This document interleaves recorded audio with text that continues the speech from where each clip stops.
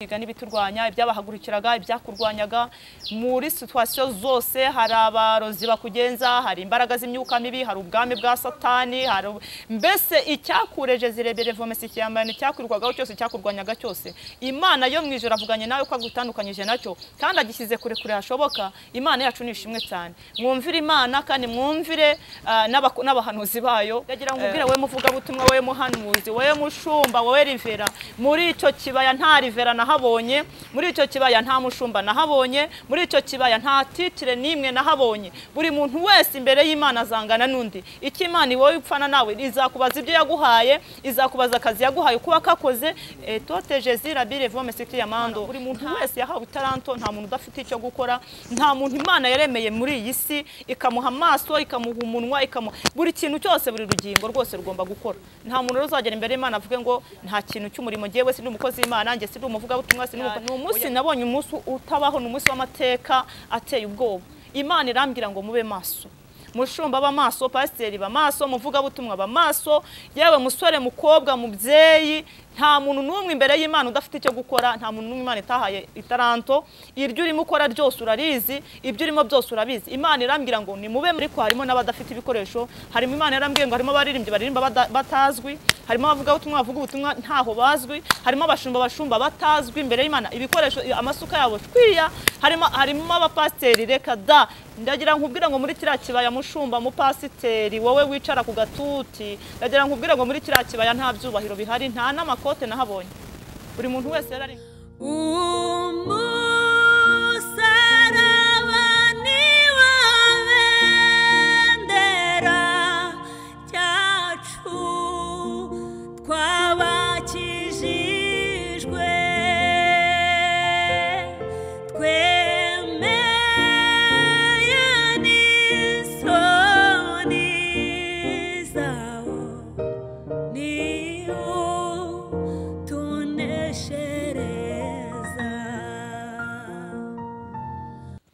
kanangire ngusuza kandi nguha ikaze mu kiganiro cyacu cy'uyu munsi aho herereye hose rero turagusuje kandi twifurije imigisha y'Imana amajyaruguru amajyepfo y'urasirazuba ndetse n'uburengera bwaryo mwese mwumve ko tubasuje n'umusaba TV kora subscribe nimba utarayikora kugira ngo ujye ubona ibiganiro byacu umunsi ku munsi kandi nawe utarayikora uyikore ikindi ubona wishimiye ibiganiro byacu nyabona ubisangize n'abandi kugira ngo bamenye ubutumwa bwiza bwa Yesu Kristo nta kindi kitugenza rero uretse kwamamaza Yesu uretse kwamamaza Kristo kuko namenye yuko mvuze Yesu gusa babyumva ukundi ko ba Yesu babaye babiri niyo mpamvu nta Yesu nongeraho Yesu Kristo w'i Nazareti nibyo bitugenza ni Benepo kuri mikro ntabwo ni njyenyine uyu munsi ndi kumwe n'umubyeyi waruhugiye mu bikiko wari umaze iminsi utaboneka kwa kundi nakazi kanje k'umurimo w'Imana ngo nyine yo nahagurutse bayampagurukije habari impamvu duhere kuri gutanga ubuhanuzi bw'umugabo wita Kavuza Mururu Siromu Pentecote wangare koza cyane rikomeye ahubwo abantu bose barantukaguye ariko abantu nagira ngo babwire yuko nago nari ndi iruhande rwa Isaya ahubwo nari ndi mvuga Kavuza Nduru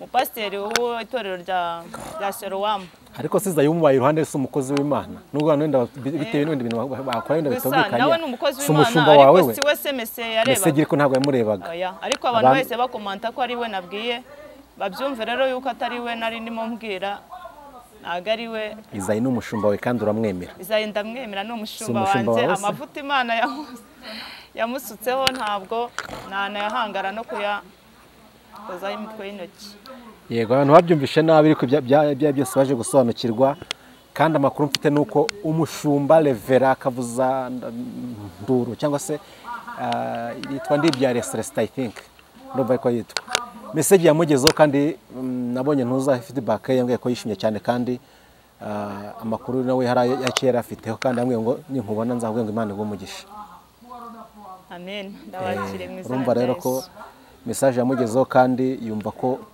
uburyo yatanzwemo n'Rwanda wenda bashaka kubivuga ukundi uburyo yatanzwemo yarabwishimiye kandi Imana ntago yobeye ubwenge kuko yasanga umuntu ngo ngende ugire ko Imana ikora ibintu byose bitewe n'impamvu n'ibyo n'icyo ishaka gukora nakeka umeze neza rero Shima Imana urashima umwami wambaye neza ariko ntago naripfa Imana ishimwe. reka ngana guprotokole nawe kantu kamanure neza ka hano rwose kamere neza. N'umuyaga wawe.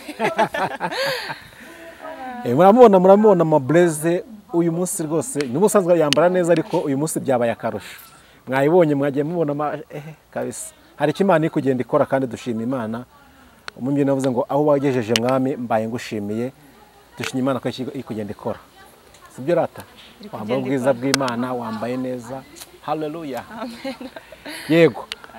Derukana utanga message nabonye ufite Bibiliya wayirambuye ese uyu munsi Imana iguhaye message yihe kugeza ku bantu uje kutubwira iki? Message yanjye n'ubundi Imana ikomeje kuma ni yayindi niyo kubwira abantu bakagira gute bakaba maso kandi mu buryo bwo kubakangura kugira ngo babe maso. Ko n'ubundi Yesu akomeje kumbwira ko aje kandi abantu ntabwo bari maso. Rero niyo mpamvu iyo nahagurutse nje Babyakaze mba kwihangana babyakaze. Niza amakuru mfite nuko yavuyemo. Nyavuyemo iminsi ngaye yaranyeshe y'ibiri ya seke. Niza amakuru ko mfite ko yavuyemo. Ibyo byose tugiye kumva icyo Imana igutumye ntago wapfa kuza ndakoze ntago wapfa kuza Imana itakutumye.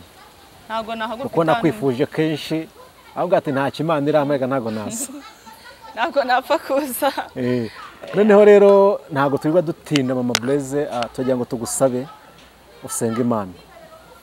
Ubundi twinjire mu cy'Imana yagushyizeho mu izina rya Yesu. Amen. Yego. Mana data wa twese mu izina rya Yesu, Mana ifite imbaraga n'ubutware n'ubushobozi, Mana yo kuringirwa no gupfukamirwa. Wera Abayisiraheli Mana idenduka mu izina rya Yesu, turagushimye turagumbaje kuko uri Imana iri hejuru ya byose nta kibasha kuroga umugambi wawe. Data iyo uvuze biraba kandi iyo utegetse birakomera. Nasanze uri Imana itaneshwa, uri hejuru ya byose nta kibasha kuroga umugambi wawe. Aya masaha turagushimye turagumbaje kuko uri Imana iri hejuru ya byose, izina rye rikomeze gushyirwa hejuru. Nongeye gushimira mwami Imana kongeye kugirira icyizere nkawe nongeye kuboneka data batwese imbere y'ubwoko bwawe.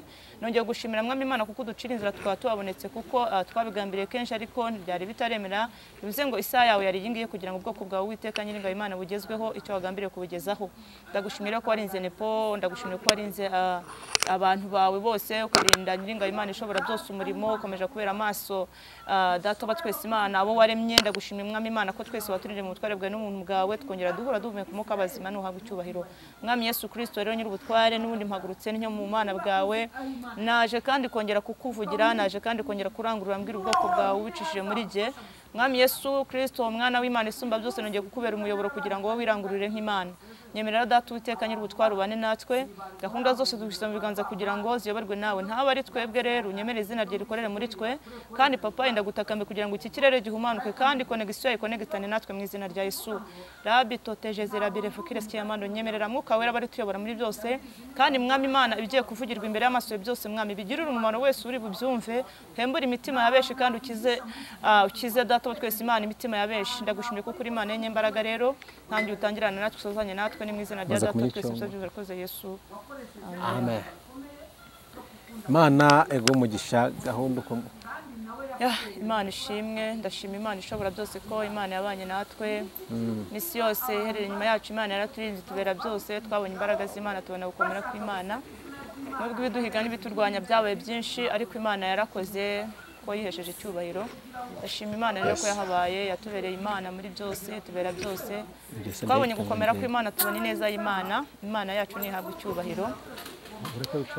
Uwiteka ashyirwe hejuru. Nongeye kugaruka rero, nongeye kuza imbere y'ubwoko bw'Imana, nongeye kugira icyizere n'Imana yongera kuntuma. Ndayishimiye twerukanaga ndi kuvuga kuri message Imana yari yampaye ndi gukangura abantu se abasinziriye abacitse intege n'abacuga, ariko ndashima Imana ko ngiye kungarura n'ubundi kandi muri uwo mujyo kubera yuko Imana ikomeje akazi ko kurengera abantu bayo. Ndashima Imana rero ko ngiye kungira icyizere nkaba mbonetse kuri kamera. Imana ishimwe. Nta magambo menshi cyane arenze, nta magambo Imana yampaye muri Bibiliya. Hanyuma y'ayo magambo nkabana none semese kandi hanyuma nkasengera muri izo semese Imana ibaha umugisha. Kadusome amagambo y'Imana.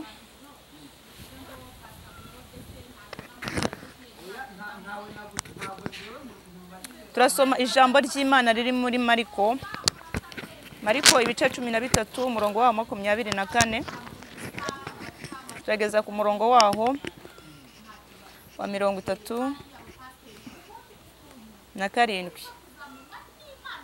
Dusome mu izina rya Yesu. Pasika wansomeye. kadusome muhiza gukanda gasemeremo. Turasoma hehe? Mariko ibice 13 umurongo wa 24 urageza 37. Ni amagambo Imana yampaye agendanye na message ngiye gutanga uyu munsi.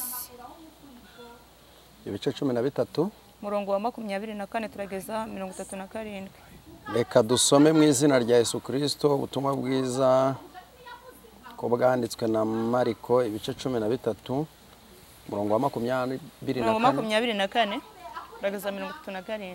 Yego, reka dusome mu izina rya Yesu Kristo. Ariko muri iyo minsi hanyuma y'uwo mubabaro izuba rizijima n'ukwezi ntikuzava umwezi wako, n'inyenyeri zizagwa ziva mu ijuru, n'imbaraga zo mu ijuru zizanyeganyega.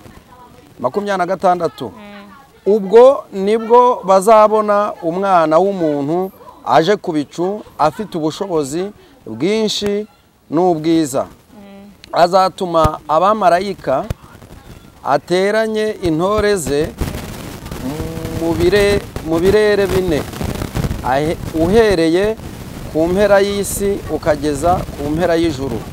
Nuko rero murebere ku mutini, niwo cyitegererezo. Ishami ryawo iyo ritoshye ibibabi bikamera, mumenya yuko igihe cy'impeshyi kiri bugufi. Nuko namwe nimubona ibyo bisohoye muzamenya yuko ari hafi ndetse ko ageze ku rugi. 30. Ndababwira ukuri yuko abubu bwoko batazashiraho kugeza aho ibyo byose bizasohorera. Ijuru n'isi bizashira, ariko amagambo yanjye ntazashira na gato. Amena. Ariko uwo munsi cyangwa icyo gihe ntawe ubizi, naho baba abamarayika bo mu ijuru cyangwa umwana w'Imana, keretse Data. 3. Mujye mwirinda, mube maso, musenge, kuko mutazi igihe ibyo bizasohorera. Imana idutabare. 4. Ni nk'umuntu wasize urugo rwe ajya mu kindi gihugu, aha abagaragu be ubutware, umuntu wese ahabwa umurimo we. Ategeka umukumirizi kuba maso. 5. Nuko namwe mube maso, kuko mutazi igihe nyir'urugo azaziramo, niba ari nimugoroba cyangwa mu gicuku cyangwa mu nkoko cyangwa umuseke utambitse. 6. Atazabatungura agasanga musinziriye. Icyo mbabwiye ndakibwira bose nti mube maso. Kadusubiremo mu murongo. Umurongo wa 37 uravuze ngo icyo mbabwiye ndakibwira bose nti mube maso. Mwakire neza ijambo ry'Imana. Amena. Imana yo mu ijuru ihabwa icyubahiro.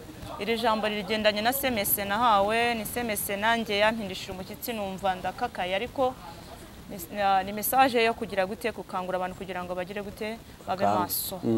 Imana ishimwe. Amen. Amagambo Imana ivuganye n'ubwoko bwayo akakanya navuze ngo ariko muri iyo minsi hanyuma y'uwo mubabaro izuba rizijima n'ukwezi kuzava n'ukwezi. Reka dusubiremo.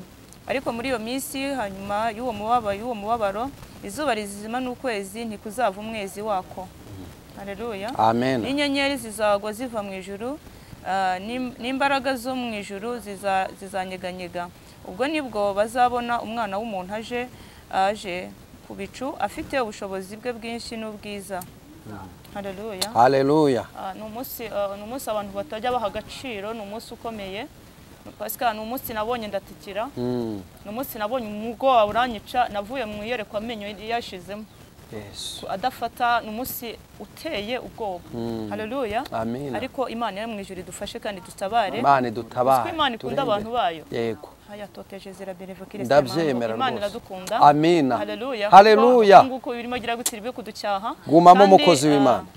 Imana impamvu itubwira ibi ngibi nuko idufite umugambi. Yego. Ishaka yadutunguza uwo munsi, ariko kubera yuko hari icyo yatuvuzeho cyangwa se kubera urukundo dukunda, niyo mpamvu irimo kugenda ituburira. Amen. Umunsi wanteye ubwoba, ariko ndashimira Imana ishobora byose ko yampaye kutangariza abantu bose kugira ngo babe maso. Haleluya. Amen.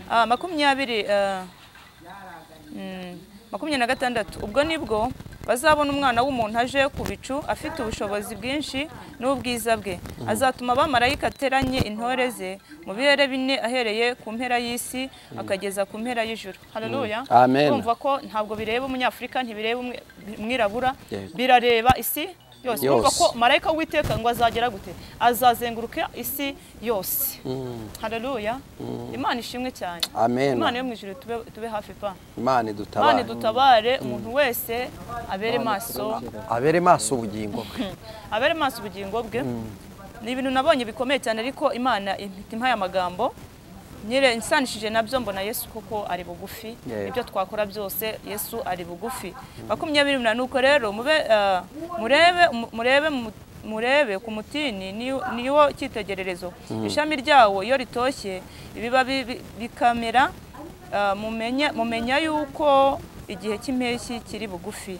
Nuko namwe nimubona ibyo bisohoye muzamenya yuko ari hafi ndetse ko ageze ku rugi. Ndababwira ukuri yuko ubu bwoko utazashiraho kugeza aho ibyo byose bizaberaho. Haleluya. Amen. Ntabwo twese tuzamva, Yesu azasanga turi maso. Yego. Haleluya. Amen. Ntabwo ijambo ratubwiye ngo uko byagenda kose Yesu azasanga twese, bamwe baragiye abandi bagihari, kandi natwe muri uwo mubare turimo. Yego. Yesu yampereje urugero, amereza igihugu cyacu cy'u Rwanda. Imana imbwira uburyo cy'igihugu cyacu cyari cyarabaye amatongo. Nanjye ndumugabo kwamya, ndumva tuhunguka iwacu tuza, twasanze iwacu nta n'insina yari ihari, ngo hari amatongo. Yesu yaranambwira ngo igihugu cyacu bajyaga bagicamo, abantu bose bakacurira inguni bakavuga ngo ni muri cya gihugu Imana yavumye cyabuze umurengezi. Ariko Imana irambwira ngo igihugu cyacu kirageranwa n'umutini. Yego. Ubu cyamaze gushibuka. Amen. Haleluya. Amen. Ibi byose rero Imana yari yaragize guterera bivuze. Ubu rero nta kindi gisigaye, hasigaye kugira gute, hasigaye kugaruka k'umwami Yesu. Yongera ngereraniza kiriya gihugu cya Isiraheli. Isiraheli yarabaye amatongo, yaragiweho igitutsi, ariko nayo Isiraheli nayegeranwa nk'umutini washibutse. Imana rero ambwira ngo nta kindi gisigaye usibye kugaruka k'umwami Yesu, nta kindi. Imana ishimwe. Ariko uwo munsi cyangwa icyo gihe nta ubizi, naho baba abamarayika bo mu ijuru cyangwa umwana w'Imana keretse Data. Haleluya. Mujye mwirinda, mube maso, musenge, kuko mutazi igihe ibyo bizasohoramo. Imana ishimwe. Tube maso kandi twirinde ko tutazi igihe bigize gute bizasohoreramo. Imana yacu nishimwe cyane. Bivuze ngo nuguhora twiteguye, kuko nta cyanditswe na kimwe kitagize gute kitasohoye. Hasigaye kugaruka k'umwami Yesu, kandi hasigaye impanda. Ijambo ryambwiye ngo no mu bamarayika bakomeye ntawe uzi uwo munsi. Niyo mpamvu rero tugomba kugira gute guhora turi maso. Imana ishimwe. Ni nk'umuntu wasize urugo rwe ajya mu kindi gihugu, abagaragu be ubutware. Umuntu wese ahabwa umurimo we, ategeka umukumirizi kuba maso. Haleluya. Nuko namwe mube maso, kuko mutazi igihe nyir'urugo azaziramo, niba ari nimugoroba cyangwa mu gicuku cyangwa mu nkoko cyangwa mu museke utambitse, atazabatungura agasanga musinziriye. Icyo mbabwira ndakibwira bose, nti mube maso. Haleluya. Buri muntu wese rero, buri muntu wese yahawe misiyo, buri muntu wese yashyiriweho kugira ngo yahawe akazi k'uburinzi. Buri muntu wese Imana yamushyiriweho kugira ngo abe maso, cyangwa se abere maso icyo yamuhaye.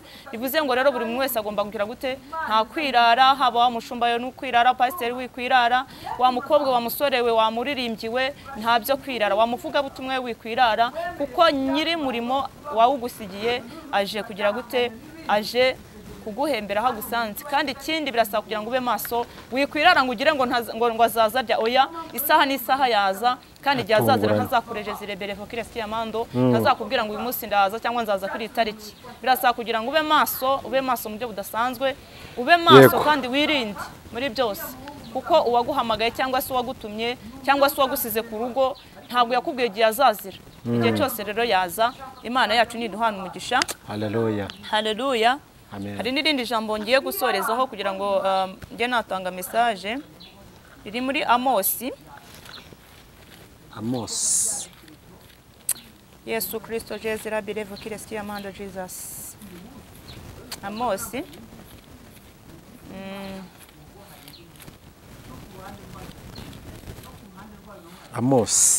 Amosi ibice 4 umurongo wa 9:21. Ibice 4 umurongo wa 9 haranditse ngo nabateje kurumbya ndetse na gikongoro, imirima yanyu myinshi n'inzabibu zanyu n'imitini yanyu n'imyelayo yanyu byowe n'uburima, ariko ntibyatuma mungarukira, niko Uwiteka avuga. Nabateje icyorezo nk'icyo nateje muri Egiputa, abasore banyu nabishije inkota, njyana amafarasi yanyu ho iminyago, natumye umunuko mu ngerero zanyu ubajya mu mazuru, ariko ntibyatuma mungarukira, niko Uwiteka avuga. Nubitse imidugudu yanyu nk'uko Imana yubitse Sodomu n'i Gomora, muba nk'umushimu ukuwe mu muriro, ariko ntibyatuma mungarukira, niko Uwiteka avuga. Nicyo gituma nzakugenzereza ntyo Isiraheli we, ubwo nzakugenzereza ntyo itegure gusanganira Imana yawe Isiraheli we. Dore yabumbye imisozi ikarema n'umuyaga, ikagaragariza umuntu ibyo yibwira, igahindura umuseke kuba umwijima, kandi igatambagira aharengeyeho mu isi. Uwiteka Imana Nyiringabo niryo zina ryayo. Nimwumve nkomeze. Yawe nushekira aho ngaho. Somerera none Yoweri igice cya mbere umurongo wa 12. Yoweri igice cya mbere umurongo wa 12 honyine. Yoweri nyuma ya Mose ho gato.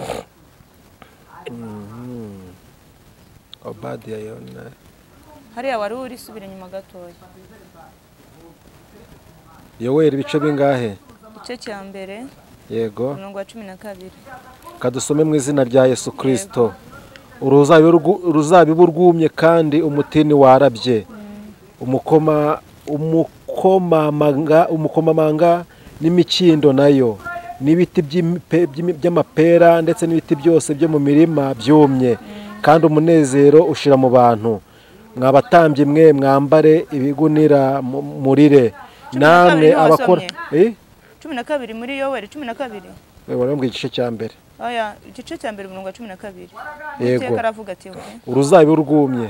Oya 12. Oya 2:12.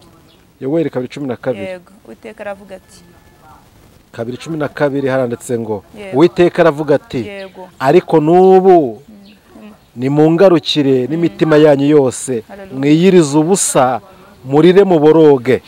Mitima yanyu aba ariyo mutanyura, mureke imyenda yanyu, muhindukirire Uwiteka Imana yanyu, kuko igira impuhwe, yuzuwe n'imbabazi, ntiyihutira kurakara, ahubwo ihorana ibambe ryinshi, kandi yitangira kuzana ikibi. Ninde uzi ko atazahindukira akigarura ngo abasigire umugisha? Mubone uko mutura Uwiteka Imana yanyu amaturo y'ifu n'ay'ibinyobwa. Nkomeze. Muvugirize impanda Isiyoni, mutegeke kwiyiriza ubusa, mugire iteraniro ryera. Muteranye abantu mwese, itano muteranye abakuru n'abana n'abakiri ku ibere. Umukwe nasohoke mu nzu ye, n'umugeni mu nzu yarongorewemo.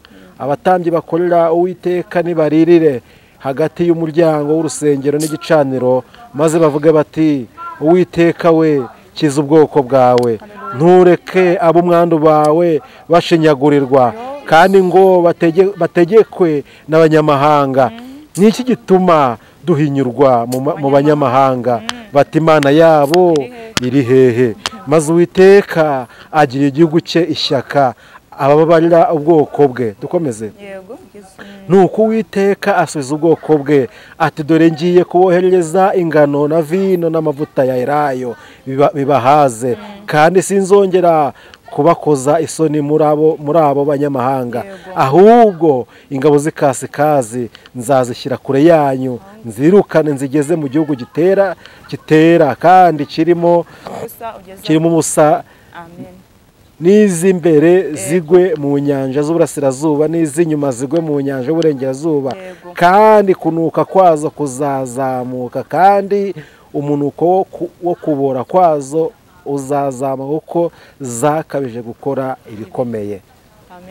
Amen. Imana yo mwijuru iguhe umugisha.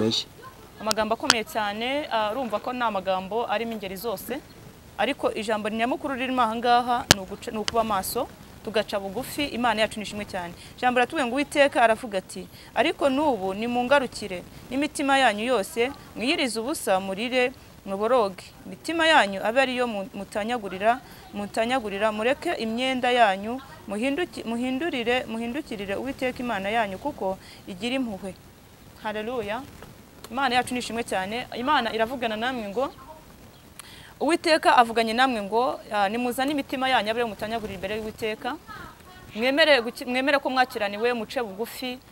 Wa mukobwa wemeye ko watandukiriye, wa musore wemeye ko watandukiriye, ye wa muvyeyi wemeye ko watandukiriye, muzane izo ntege nke zanyu muzishyira imbere y'Imana, mutanyagura iyo mitima yanyu muyerekeza imbere y'Imana. Imana ishobora byose nicyo yishimira. Ntabwo igitambo Imana ishaka ari ibitambo by'amafaranga cyangwa ibitambo bindi. Imana yashaka igitambo cy'umutima wawe uca bugufi imbere y'Imana ku kintu cyose wakoze ntiriwe nkirondora. Nawe urabiza aho uhagaze, urazi ibyo urimo ukora, urazi ibyo urimo aka kanya, ariko Uwiteka avuganye nawe ngo aka kanya utanyagurira umutima wawe imbere ye, nawe Uwiteka yiteguye kukugirira neza. Haleluya. Imana yacu nishimwe cyane. Nawe ubona ko Imana hari abantu bavuga ngo Imana ntiyababarira, mbese ayo majwi wumva ngo Satani akubwira ngo ntago Imana kubabarira, ntago Imana yakugarukaho, oya, ayo nandi majwi. Ariko Imana irakubwiye ngo ongera ugaruke imbere y'Imana, ibyo wakoze urabizi. Ntabwo nakwirirwa mbirondora aha ngaha kuri mikoro, ariko Imana iravugana nawe ngo ongera utanyagurira uwo mutima wawe imbere y'Imana, uce bugufi wambara ibigunira kuko Uwiteka yiteguye kukugirira neza. Haleluya. Ratoteje zirabirevokire skiyamando Jesus. Imitima yanyu abe ariyo mutanyagurira, mureke imyenda yanyu muhindukirire Uwiteka Imana yanyu kuko igira impuhwe. Haleluya. Imana yacu igira impuhwe. Yewe mushumba, yewe pasiteri, yewe muvugabutumwa, nawe muhanuzi, Imana yo mwijuru igira gute? Igira impuhwe. Warabeshya urabizi, wakoze amanyanga urabizi, mbese wakoze buri kimwe cyose cyangwa n'amaso y'Uwiteka, ariko ibyo byose Imana yarabirebye. Ariko Imana akakanya iravugana nawe ngo garukira aho ngaho, uzane umutima wawe wongera utanyagurira umutima imbere y'Uwiteka. Imana iteguye kukugira neza kandi iteguye kuguha imbabazi mu izina ryayo. Haleluya. Amen. Imana irakubwiye ngo yuzuye imbabazi, ntiyihutira kurakara. Haleluya. Ahubwo ihorana ibambe ryinshi. Aka kanya ndumva arandi mahirwe uhawe, harandi mahirwe uhawe ya kabiri. Imana irakubwiye ngo ntabwo yihutira kurakara. Hari abantu benshi bagucira imanza, hari abantu benshi babona ko byarangiye, hari abantu benshi mbese babona ko waciriweho iteka, ariko Imana aka kanya irakubwiye, we mukobwa, we musore, we mubyeyi, wowe musore, nawe mugabo, Imana ivuganye nawe aka kanya ngo Imana ifite imbabazi n'ibambe ivuganye nawe ngo aka kanya zana uwo mutima wawe utanyagurira imbere y'Uwiteka Imana ya Isiraheli. Imana yitekureje zireberevukire skiyamando kuko babarira ibyo byaharabye no gukiranirwa. Haleluya. Ibyo wakoze urabizi, mbese ntiriwe mbishyira ku murongo ni byinshi. Mukobwa, ibyaha wakoze urabizi, ariko Imana yo mwijuru iteguye kugira gute? Kukugirira ibambe n'imbabazi mu izina ryayo. Haleluya. Ngo kandi yitangira kuzana ikibi. Imana ishimwe. Niyo mpamvu utaguye muri biriya byaha, niyo mpamvu utaguye muri biriya, mbese Imana yitangiye kuzana ikibi kuri wowe, yirengagiza gukiranirwa kwawe, yirengagiza amakosa yawe, yirengagiza ibyaha wakoze, toteje zirabirevokire skiyamando, yirengagiza biriya byose, yitangiye ikibi kuri wowe. Imana ishobora byose, mbese yashyizeho umwitangirizwa, mbese Imana isa niyitangira ikibi kuri wowe kugira ngo kitakugeraho, kubera yuko Imana ifite impuhwe n'imbabazi ku buzima bwawe. Haya toteje zireberevokire, kuko Imana irakubwiye ngo Imana irakubwiye ngo ntabwo yihutiraho itinda kurakara n'Imana y'inyembabazi. Imana Niyo mpamvu ishimwe. ku buzima bwawe mukobwa, niyo mpamvu ku buzima bwawe musore we, niyo mpamvu ku buzima bwawe mubyeyi we yitangiye ikibi kuri wowe, mbese Imana yagasa n'iyirwatiriza kuri wowe kugira ngo ikibi kitakugeraho. Heye toteje zirebere vomsire, urumva ko Imana igufiteho umugambi, utanyagura uwo mutima wawe imbere y'Imana, nta kindi gitambo Imana igusabye n'icyo guca bugufi imbere y'Imana, ukavuga ngo Mana birashoboka koko narakiraniwe, nagenze gutya, ariko uca bugufi imbere y'Imana, Imana iteguye kugira gute kukubabarira. Imana ishimwe. Ninde uziko itaguhindukirira ikigarura ngo ibasigire umugisha mubone uko mutura Uwiteka Imana yanyu amaturo y'ifu n'ay'ibinyobwa. Haleluya. Ninde bakubwiye ko Imana itagutabara? Ninde bakubwiye ko Imana itakubabarira ibyaha? Ninde bakubwiye ko Imana ishobora byose itakureje zirebere vome sikiya mando itakugirira neza? Ninde wakubwiye ayo majwi uri kugenda wumva yuko Imana itagutabara? Nta majwi y'abadayimoni. Imana irakubwiye ngo ntabwo ariyo yavuganye nawe yuko itagutabara. Imana ni inyembabazi na nisa ari cyicaye ku ntebe y'imbabazi, kandi cyazanye Kristo ni ukugira ngo we nanjye turonke ubugingo buhoraho. Etorebere fokiresiya mando Jesus. Imana iravugana nawe rero, ni Imana y'inyembaraga, ni Imana y'inyembabazi. Imana akakanyi kugira impuhwe n'imbabazi kugira ngo ubashe kongera gutinyuka kugira imbere y'Imana, ubashe kongera gutinyuka. Hari abantu bifashe rwose bakahebwa amajwi babana menshi batakijya imbere y'Imana cyangwa ngo bakore umurimo w'Imana, havuga ngo n'ubundi Imana yaranciye, n'ubundi ntabwo tukibonana n'Imana. Oya, Imana iracyagufiteho umugambi wa mukobwa we, iracyagufiteho umugambi wa musore we, iracyagufiteho umugambi wa mugabo we, iracyagufiteho umugambi wa mubyeyi we. Imana iracyagufiteho umugambi, kandi imbabazi z'Imana ziracyari kuri wowe. Ntabwo akakanya Yesu arahaguruka ku ntebe y'imbabazi. Nubwo aje kandi bidatinze, ariko akakanya aracice ku ntebe y'imbabazi. Bivuze ngo akakanya utanyagurira umutima wawe imbere y'Imana, kucyo wakoze nawe urakizi. Imana yo mwijuru iteguye kuguha imbabazi mu izina rya Yesu. Muvugirize impanda i Siyoni, mutegeke kwiyiriza ubusa, mugire iteraniro ryera, muteranye abantu mwese iteraniro, muteranye abantu abakuru n'abana bakiri bato. Umukwe nasohoke mu nzu ye, n'umugeni mu nzu yarongorewemo. Abatambyi bakorera Uwiteka nibaririre hagati y'umuryango w'urusengero n'igicaniro, maze bavuge bati Uwiteka we, kiza ubwoko bwawe, ntureke ab'umwandu wawe bashinyagurirwa, kandi ngo bategekwe n'abanyamahanga. Niki gituma duhinyurwa mu banyamahanga? Haleluya. Imana yongeye gukebura abatambyi, abapasiteri ndetse n'abashumba.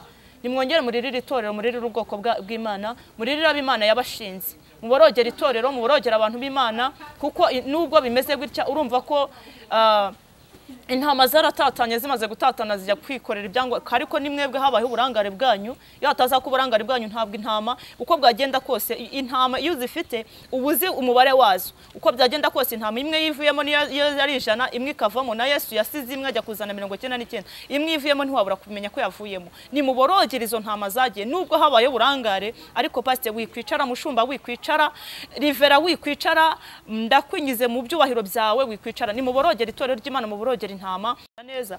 Aje gutanga umugisha, aje kugutabara, ariko tubanze tugire gute? Tubanza tumuzanira imitima yacu itanyagurirwa imbere ye, kugira ngo abashe kuduhereza ibi byose.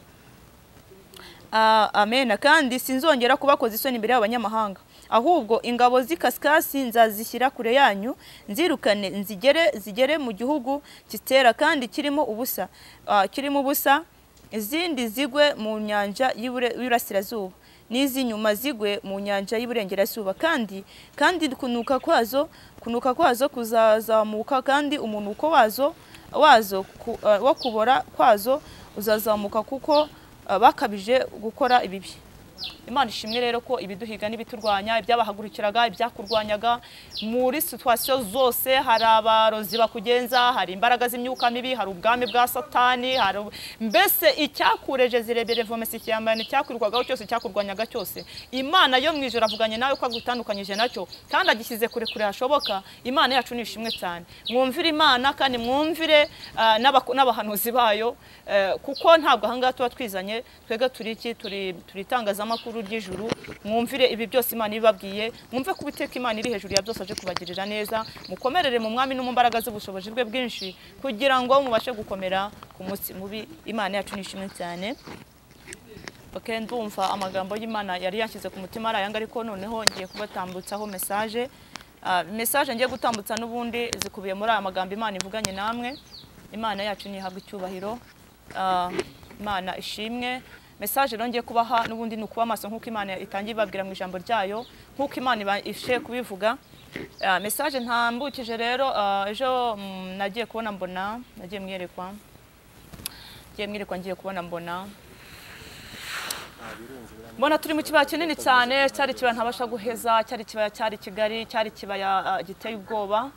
Nagiye kubona mbona isi yose, amahanga yose, amoko yose, abavuga ururimi rw'ikinyarwanda, abavuga indimi zose zo mu isi, mbona duteraniye muri icyo kibaya. Imbere yacu hari Kristo, Yesu yari ahari agaragiwe n'abamarayika. Nagiye kubona rero mbona twese nyine turakugira ngo ducirirwe imanza. Bene data nshuti z'umusaraba, ndagira ngo mbabwire ngo umuntu wese ibyo urimo byose, ibyo wakora byose, wibuke ko hariho urubanza. Ibyo wacamo byose, ibyo warimo kokora kose aka kanya, simbizi waba urimo ugambanira mwene so, waba uri umwicanyi, waba urimo ibyo urimo ukora byose, umenye ko uzajya imbere y'intebe y'urubanza, kandi byose bikazaguca imbere uko byakabaye. Niyo mpamvu ijambo ryatubwiye ngo aka kanya Imana ibasha kukugirira neza, ibasha kukubarira ibyo byose kugira ngo ubashe kuzabona ubugingo buhoraho. Nkiraho rero nagiye kubona mbona twese tugomba gucirirwa imanza. Yesu rero yasafata ijambo. Bari abantu benshi kuko nta muntu wari witaye ku wundi ngo namenya ngo yari arimo cyangwa yari arimo, kuko umuntu wese yarahangayikijwe nuko agiye kumva uko baza nyine iby'uko bimeze, kuko Yesu yari afite ikara yari iri imbere, buri wese yahitaga abona uko yimeze. Mu by'ukuri ndagiye kubona rero mbona muri abo ngahise havamo abantu nka batatu b'abagabo baragenda ngo bagende, baravuga ngo reka tugende ngo twebwe ngo n'ubundi ngo ducirirwe imanza kare, kuko bari bafite ubwoba buteye ubwoba. Yesu ahita ababwira ngo mwebwe aka kanya n'ubundi dore gihe no mirabategereje, ako kanya ubutaka bwese bwasama, ako kanya twese tubabura nyine twongeye kubabona. Nyuma yaho nagiye kubona mbona habayeho igishyitsi kinini cyane, mbona abantu benshi, mbona nyine ijuru rirahindutse, mbona muri icyo kibaya twarimo, mbona Yesu arahita ahaguruka aravuga ngo bamwe bajye iburyo abandi bajye ibumoso. Hagati yacu n'ikibaya hari ikibaya kinini cyane kirimo ubwatsi butoshye. Ngiye kubona rero mbona bamwe iburyo abandi ibumoso. Yesu rero arahaguruka araza. Ikintu cyantangaje, nagiye kubona mbona buri muntu wese afite isuka. Amasuka twari dufite rero, harimo abari bafite amasuka yashaje, udusuka isukura yihingisha igasigara ari agafuni yashaje, izindi zarakutse zijegera, abandi bafite izikwikiye nziza, ariko benshi nta masuka bari bafite. Iri ngiri iri jambo ari abantu bavuga rero ngo nta murimo w'Imana, buri muntu wese yahawe itaranto, nta muntu udafite icyo gukora, nta muntu Imana yaremeye muri iyi si ikamuha amaso, ikamuha umunwa, buri kintu cyose, buri rugingo rwose rugomba gukora. Nta muntu uzagera imbere y'Imana avuge ngo nta kintu cy'umurimo ngewe si umukozi w'Imana, nge si umuvuga butumwa, si oya, buri muntu wese afite icyo yahawe. Yesu araza kubaza icyo yaguhaye, icyo wagikoresheje. Ubwo rero nagiye kubona mbona ni ikintu gikomeye cyane. Cyari igihe giteye ubwoba, nanjye narakirebye numva ndatitiye. Ahantu hose buri wese yarangagwa no gutitira, nta muntu warebaga undi, nta muntu wari utaye kuri undi, buri wese yumvaga aho agiye kujya. Icyantangaje gihe no muyo ntabwo nayirebaga cyane, gusa aho umuntu yabaga ahagaze hahitaga nasama agahita agenda, uvuga ngo kuzimu nyine hakaba haramujyanye. Ubwo rero byarangiye Yesu atangiye guhamagara amazina. Kuri yatangiye guhamagara amazina, ariko agahamagara umuntu ufite igikoresho, ufite isuka. Abari badafite amasuka haba ikibazo gikomeye cyane. Ndavuga ngo Mana, ndashimira Imana iri mu gihugu cyo mu ijuru, nari mfite isuka y'umujojo, narimo nagafite isuka nshyashya, ariko ibyo ntibyambuza kugira ubwoba. Numvaga ko iyo suka itampagije bitewe n'ubwoba, bitewe n'uwo munsi wari uteye ubwoba.